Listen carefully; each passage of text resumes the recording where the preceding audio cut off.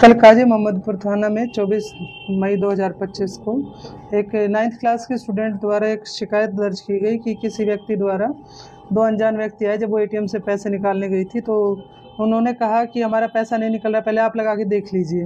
तो उसका एटीएम करके उसका पिन उन्होंने देख लिया और उसके बाद जैसे ही लड़की उस अपना पिन एटीएम निकाल के कि करेगी लाइए हम निकाल देते हैं, तो उसी दौरान उसका एटीएम बदला गया। तो उसने संपर्क स्थापित किया स्थानीय थाना से। काजी मोहम्मदपुर थाने की टीम ने बहुत त्वरित कार्रवाई करते हुए महज 3 घंटे में उसको ट्रेस किया। जहाँ जहाँ उसने शॉपिंग की थी वहाँ पे रेड की गई और उसी दौरान ये जो अभियुक्त हैं दोनों, उनकी गिरफ्तारी वहाँ से की गई है।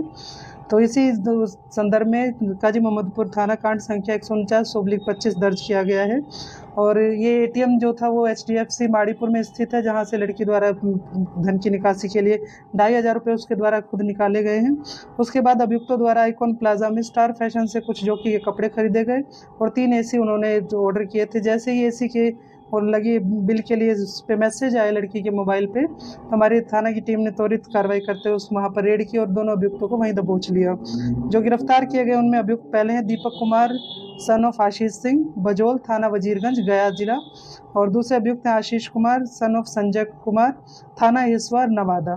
इससे पूर्व भी इन लोगों ने ऐसी ही घटनाओं को अंजाम दिया है और जितना हम आपराधिक इतिहास पता कर पाए हैं उसमें कांड संख्या 369/23 दलसिंह सराय समस्तीपुर और कांड संख्या 44/24 औरंगाबाद में दर्ज हैं और आपराधिक इतिहास अभी पता किया जा रहा है। हमारे द्वारा जो टीम द्वारा जो जब्त किए गए हैं वो 3 AC हैं, 3 ATM जो अलग अलग नाम से हैं। उन्होंने जो पहले भी कोई घटनाओं का अंजाम दिया होगा उसी में ये ATM इन्होंने अदला बदली किए होंगे। और कैश 10,200 रुपये और जो कि ये कपड़े और इनके बिल और एक आईफोन हम लोगों ने जब्ती में दिया है। आज उनको न्यायिक हिरासत में हमारी टीम द्वारा भेजा जा रहा है। इन लोगों का ग्रुप दूसरे जिला में ही फैला हुआ है।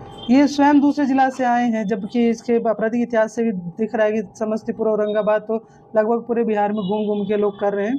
तो मेरी जनता से भी अपील है कि एक तो जैसे 9th क्लास की स्टूडेंट है, बहुत छोटी बच्ची है, एक तो बच्चों के हाथ में ATM ना दें क्योंकि आपकी बहुत मेहनत की कमाई है जो आप अपना संचय रखते हैं बैंक में, उसको बच्चों के हाथ में ना दें।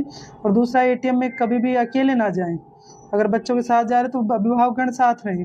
और अगर वृद्ध व्यक्ति या महिलाएं, स्पेशली महिलाओं को टारगेट किया जा रहा है तो वो ये सुनिश्चित कर ले कि उनके अलावा ATM में कोई ना हो। और एक चीज़ और सामने आ रही है कि कहीं कहीं नंबर लिख दिया जाता है कि ग्लू लगा के चिपका दिया, ATM उसमें फंस जाता है तो उस पर लिखा रहता है कि सहायता के लिए इस नंबर पे कॉल करें। और उस नंबर पे जब कॉल करते तो वो भी धोखेबाज जो होते हैं, जो चोर हैं, उन्हीं का नंबर रहता है। तो कॉल करके कहते हैं कि आप इस ब्रांच में आ जाइए, उसी बीच वो ATM को निकाल लेते हैं क्योंकि आपका पिन वो ऑलरेडी देख चुके होते हैं।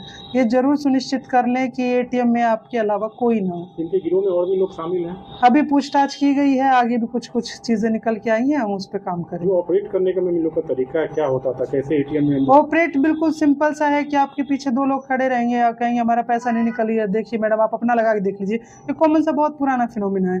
दूसरा ग्लू लगा देते हैं कि उस आपका ATM फंस जाता है, आपको लगता है कि आपको हेल्प की जरूरत है, आपका नहीं निकल रहा है, तो जैसे आप ATM छोड़ते हैं वो उसको निकाल के अपना यूज कर लेते हैं। मैडम कितनी खरीदारी की गई थी उस ATM से? 1,30,000 के आसपास की खरीदारी का अमाउंट है। 3 AC ऑर्डर किए गए थे और AC लोड हो रहे थे लगभग। तो इन लोगों का कोई लोकल कनेक्शन भी है क्या? नहीं, लोकल कुछ नहीं, ये टारगेट देख लेते हैं कि सॉफ्ट टारगेट क्या है। बच्चे हैं, वृद्ध हैं, महिला हैं, तो सॉफ्ट टारगेट वो देखते हैं। ATM में जैसे दिखता है कि एक अकेली लड़की जा रही है तो उसको टारगेट किया जा सकता है। जो मोबाइल जब्त हुआ है वो चोरी का है या कोई? नहीं, मोबाइल इसका अपना है, एप्पल का मोबाइल है, वो हमने जांच कर ली है।